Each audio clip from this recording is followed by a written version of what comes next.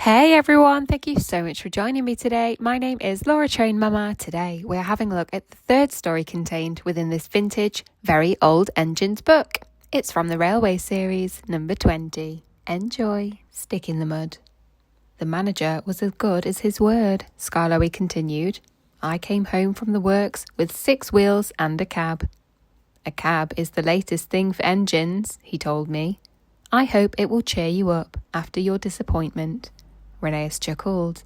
It cheered him up too much, and those silly coaches made him worse. Such a handsome engine, they tittered. 6 wheels and a cab. So distinguished, my dears. It's a pleasure to see him. He soon got too big for his wheels.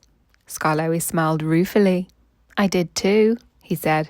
Go on, Rheneas. He boasted about his cab till I was tired, said Rheneas. You should get one like me and be up to date, he would say. No, thank you. You look like a snail with that house on your back. You don't go much faster either. Slow am I? Let me tell you. Who was running late 3 times last week? Oh, it's no use talking. You're just an old stick in the mud. He called me more names, and we quarrelled. We ended up back to back, not speaking. It went on for days and days. One dark Monday morning, Skarloey had to take the workman's train to the quarry.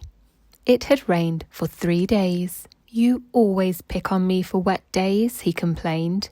You, said Mr. Bobby, have got a cab to keep us dry. Come on. Skarloey slipped and snorted on the damp rails. He began to wonder if cabs were worth it. An hour later, I was warming up when Skarloey's guard came coasting down in an empty truck. He stopped by our shed. There's a landslide beyond the tunnel, he said. Skarloey's run into it. He's stuck. Show a wheel, Rheneas. Look lively. I'm sorry, Mr. Peter, sir, but that Skarloey's too swanky. He says I'm a stick in the mud. He can jolly well stick in the mud himself. It serves him right. But, went on my driver, there's poor Mr. Bobby and the quarrymen. Does it serve them right too? The guard says the mud's like treacle. Oh dear, I said, that will never do. We must save them before they get sucked in. And off we puffed, with 2 trucks and some workmen. Things weren't too bad after all. The men had partly cleared the line and had levered Skarloey back. He was hissing and grumbling dreadfully, but we didn't listen to him. We cleared the rest of the line, and I pushed Skarloey out of the way before taking the quarryman to work. Mr. Bobby cleaned and oiled his wheels and motioned so that when I returned with the coaches, I could help him back to the shed. I'm sorry I was swanky, he said at last.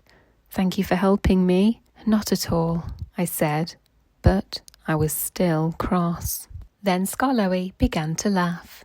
I'm the stick in the mud after all, he gurgled helplessly. Not you. I laughed too. I couldn't help it. He looked so funny. We were laughing when the cleaners came. We were still laughing when they left. Poor engines, they said, tapping their foreheads. But we weren't mad.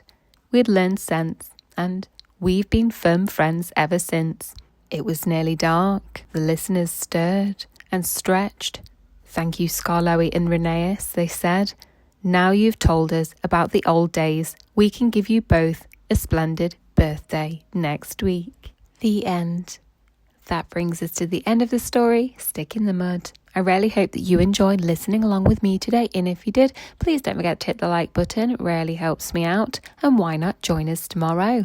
We're going to cover the 4th and final story from this vintage, very old engines book. It's called Duck and Dukes. I would love to see you there.